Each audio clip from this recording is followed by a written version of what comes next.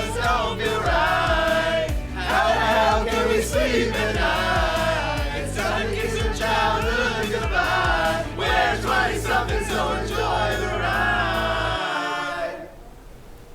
Hello, and welcome back to 20-somethings TV, the show for 20-somethings by 20-somethings. Filling in for Christian Owen, I'm Abigail Stevenson. Okay. I'm here joined by my lovely co-hosts, Christian Owen, Chris Jellicoe, and a very sad John Maddock. We're calling him John Sadek today. So happy to be here with you guys. Our topics for today range from the shining stars of Tinseltown to those other great personalities of today, the clowns in Washington. But first, let's get things started with something fun, reading a tweet. Caroline, can we please see the tweet? Come on, Caroline. Sotomayor. If the president decides that his rival is a corrupt person and he orders the military to assassinate him, is that within the official acts to which he has immunity?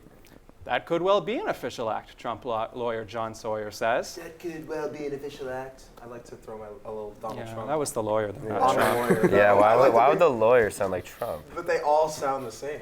You know? Who's they? No. You know, after they drained the swamp, all that was left. Right. Chris Jellicoe, how do you feel about that?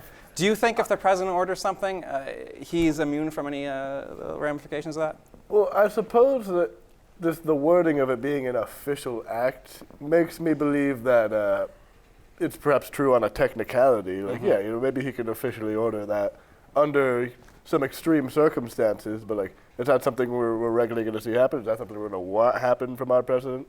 I don't think so, but I think we can all agree that official acts by the U.S. government have surely been pretty awful in the past, but that doesn't devalue their officiality. But do you think they should be able to prosecute something even if it's an official action?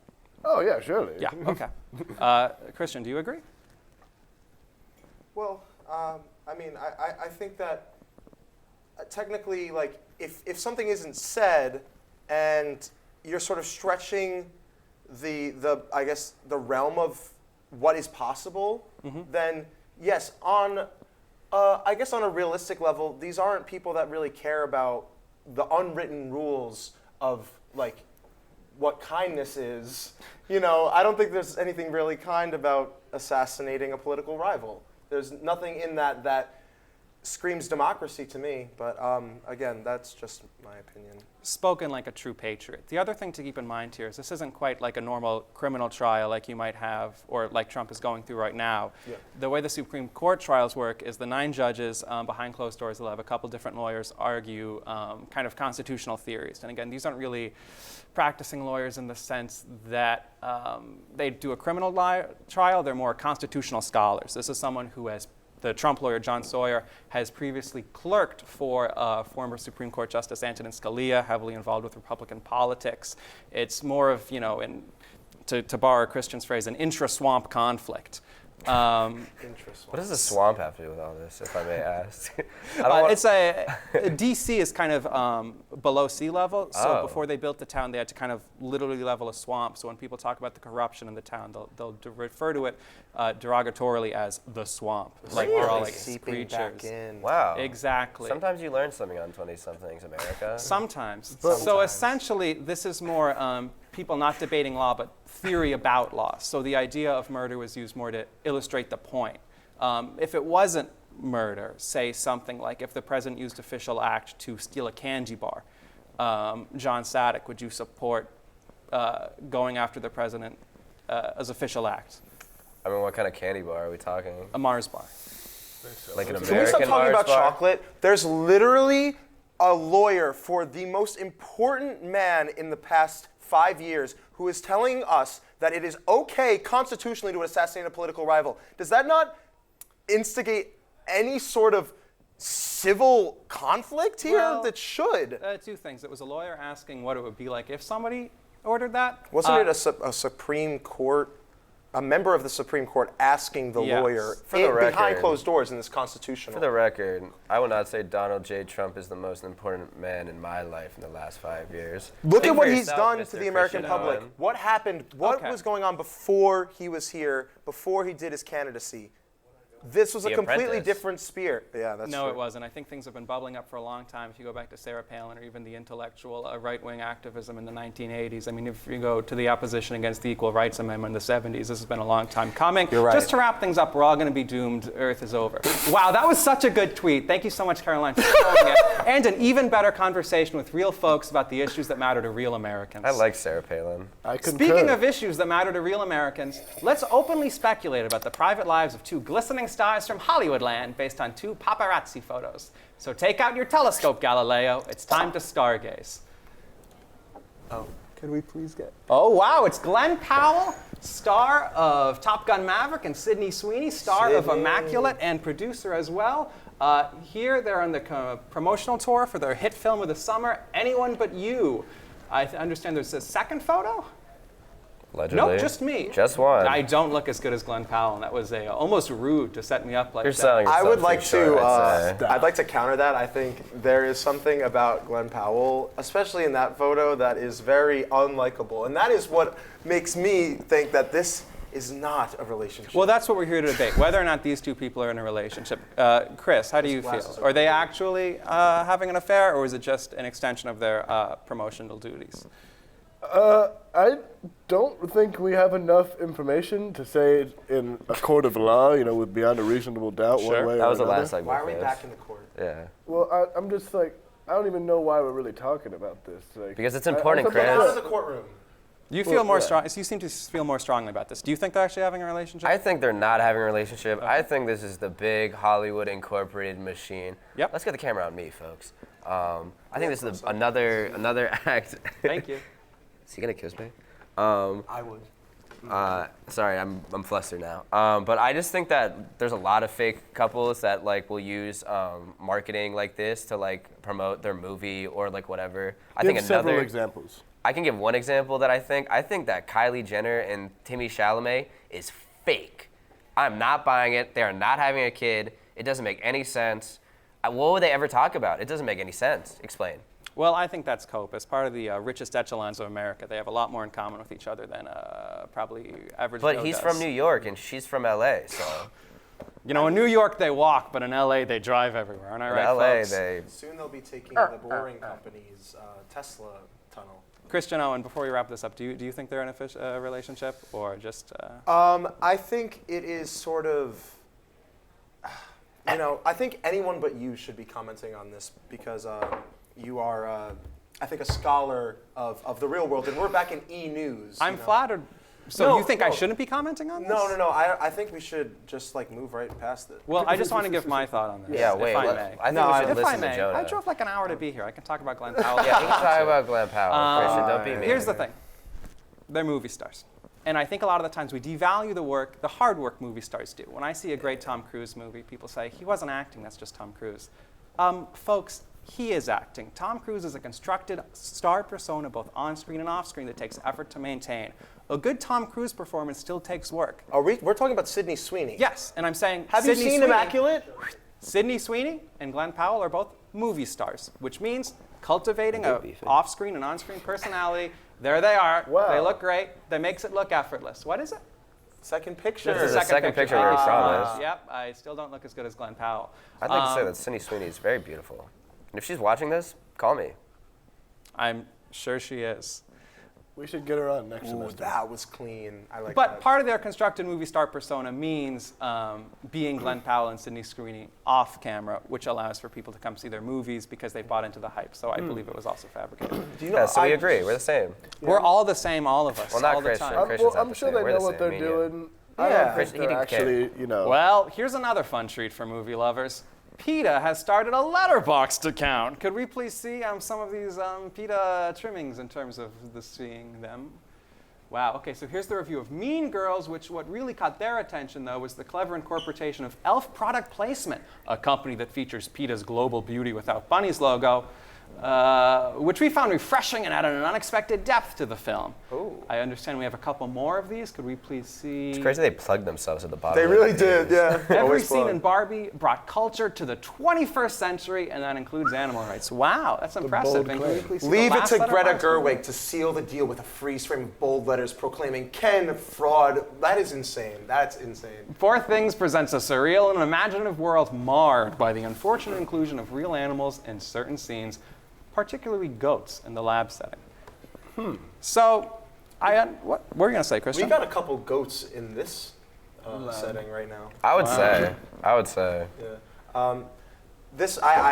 Me and Chris have a lot of thoughts Please. about this because Oh, yeah. I know you guys are obsessed with Sydney Sweeney, but me and Chris, sort of film minds that can really see past PETA's beady-eyed bunny eyes when it comes to Letterboxd, and which, by the way, is supposed to be movie reviews, but they have taken. I think those were movie reviews. They've taken the movie reviews and they've absolutely mangled them. You talk about marring something, they marred the idea of filmmaking as a whole. We are not trying to be like careful when it comes to making film. We are making art. Art is very much it can be sadistic at times. It can be beautiful, but it comes from a place deep inside of your soul, and in order to have animals, and you got to dig deep inside of their intestines as well. Sometimes that's the unfortunate. Quick truth. question, Christian. Have you seen any of these movies?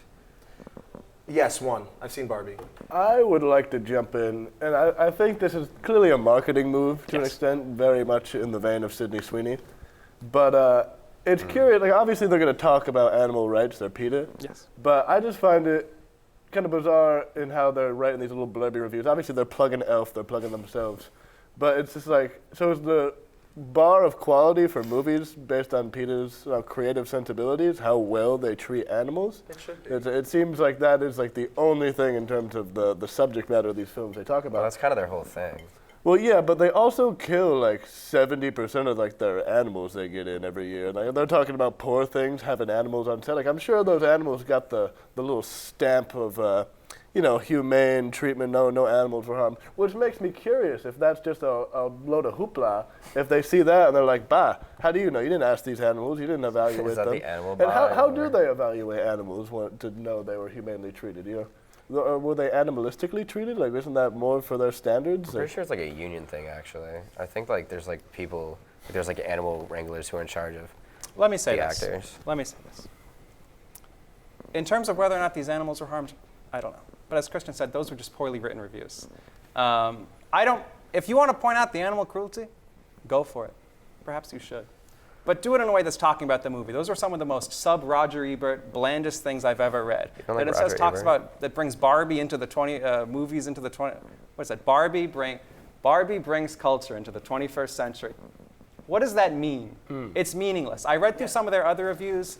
They all seem AI generated. There seems to be a lack of passion beneath these movies. If they had one weird contrarian take, if they went on a weird tangent about how Barbie manipulates the diegesis, or set design versus blocking and how to effectively compose a oneer. You would feel more human.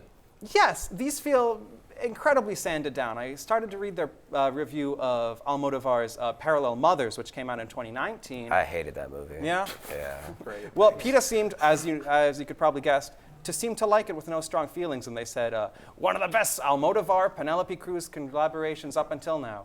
How do they seem to have completely devoid of personality. It seems like very strange. Shoot the puppy on the film, but we got to make the reviews more interesting. Wait, don't Finally, shoot the puppy. Trump appeared at a rally in Pennsylvania this month and started rambling on about Gettysburg, making Robert E. Lee sound like a leprechaun. Take a look. This kind of sounded like Trump when you said that. Where our union was saved by the immortal heroes at Gettysburg. Gettysburg, what an unbelievable battle that was, the Battle of Gettysburg. What an unbelievable, it was so much and so interesting and so vicious and horrible and so beautiful in so many different ways. It represented such a big portion of the success of this country. Gettysburg, wow. I go to Gettysburg, Pennsylvania to look and to watch. And the statement of Robert E. Lee, who's no longer in favor. Did you ever notice that? No longer in favor. Never fight uphill, me boys. Never fight uphill. They were fighting uphill. He said, wow, that was a big mistake. He lost his great general, and they were fighting. Never fight uphill, me boys. But it was too late.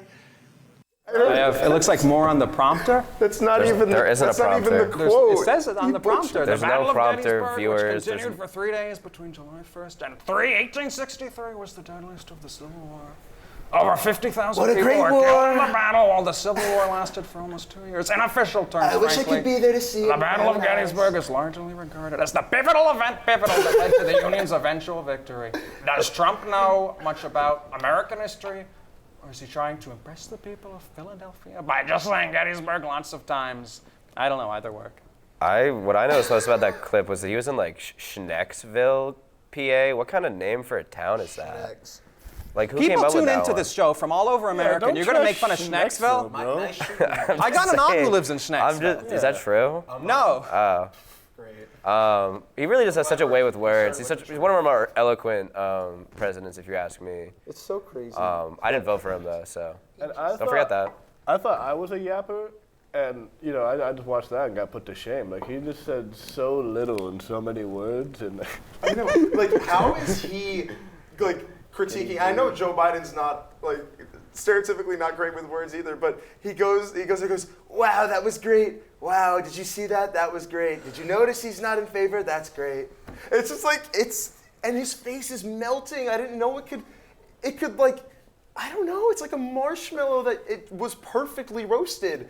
But all right, I need to stop. I do like how you touched upon. He has this kind of hacky stand-up comedian approach where he'll take the most universal experience possible and say nothing about it. Like, when you open up a computer, oh, lots of buttons, lots of lights, there's icons, Chrome. Do we like Chrome? We don't know.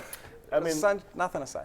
I'm not too sensitive to, I guess, how history is represented by political figures, I suppose. But it felt inappropriate for him to do these ad lib. And then they were like, wow, we're going up the hill, boys. Like, wow. They didn't say, maybe they said something along those lines, surely. But, why even, do impressions of them during this speech? Like, what? Well, it makes it more entertaining. Yeah, I mean, it was more entertaining, definitely. Well, these He has some are Miss Frizzle American energy. heroes. Yeah. He's trying to get the Who's crowd but rowdy. isn't weren't they consider Confederates? all of those rallies that we've seen in the past, how many years has he been campaigning?